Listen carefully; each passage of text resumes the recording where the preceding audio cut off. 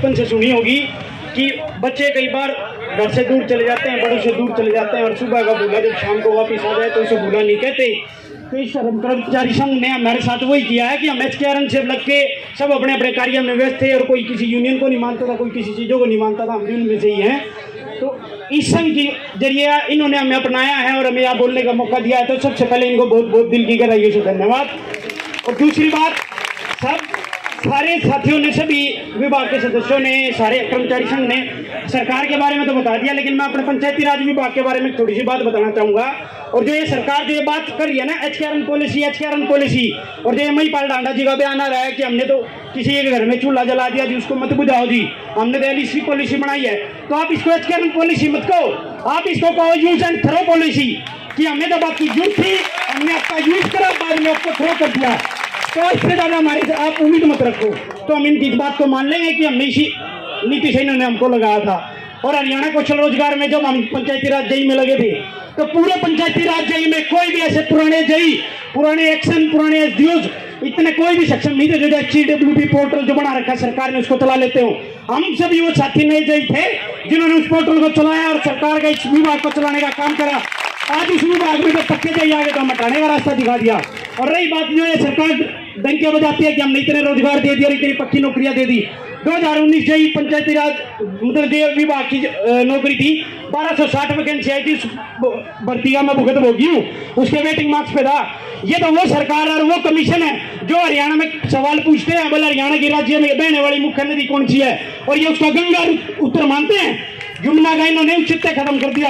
एक क्वेश्चन उसी विभाग में था, पश्चिमी गढ़वाल के हिमनद से निकलने वाली मुख्य नदी कौन सी है, ये उसको यमुना की जगह सरस्वती मानते हैं। जिस सरस्वती का आज तक किसी को ये नहीं पता कि सरस्वती का कहां से निकलना था, उसका ये आंसर मानते हैं। और उस आंसर की मैं अप्लाई करके बाद में ये आंसर की रिवाइज के माध्यम से डॉक्यूमेंट वेरिफिकेशन दोबारा कराते हैं, उसमें अपने आदमियों को घुसाने का जो 10 नंबर इन्होंने चला रखे थे उसके जरिए करते हैं। रही CET की पॉलिसी, सभी जानते होंगे, जिसने CET दिया, मैंने CET दिया, और ये तो 800 का 4 गुना, कभी 3600 मानते हैं, उस 3600 में हमारा नाम आ जाता है, हम पेपर दे के आते हैं, 70 नंबर होते हैं, हम मानते हैं हम JEE लग जाएंगे, हमारी नौकरी मिल जाएगी। कभी ये 880 का लगभग 900 का 4 गुना बनाते हैं, 1600। अभी अगस्त 2024 की बात है, तब इन्होंने भर्ती ली, 1600 JEE इन्होंने पेपर में बैठाया और 900 का JEE लगा दिया। तो ये क्या दिन दौरा पिटते कि इन्होंने सरकारी नौकरियां दी हैं। इनकी किसी भी कार्य प्रणाली में किसी भी तरह का कोई भी मेरे को ढंग से काम करने की नीति कभी भी नहीं दिखती। और हमारा सबसे यही है, जितने भी हम HKRN के, ना मैं पंचायती राज का JEE हूँ, ना आप PET के हो, ना आप स्वास्थ्य विभाग के हो, हम सभी, मैं आप सभी से यही रिक्वेस्ट करूंगा कि हम तो जो इन्होंने यूज एंड थ्रो पॉलिसी के चुनने थे वो तो चुन लिए, अब हम सभी को समायोजित हो जाना चाहिए हरियाणा कर्मचारी संघ में, और उसी के साथ खुशी के बैलून के नीचे खड़े होकर बोलना चाहिए। तो अंतिम बात में यही छोटी सी बात क्या कहना चाहूंगा, सभी भूल जाओ हमारी क्या डेजिग्नेशन थी, क्या नहीं। अरे इन्होंने तो उसका नहीं सोचा जिन्होंने कोरोना काल में अपनी सेवाएं दी, उसी दरमियान उनको हटा दिया, अब उनको हटा दिया, तो आप और हमारा तो बात ही क्या है। तो इस बैनर के नीचे रह के हम सबको एक हो जाना है, नाम HKRN है, हम नाम कुछ और है, हमारे हरियाणा कर्मचारी संघ के बच्चे हैं, उनके साथी हैं, जिस भी तरह से हमें मार्गदर्शन दिखाएंगे उस मार्गदर्शन पे हम चलेंगे।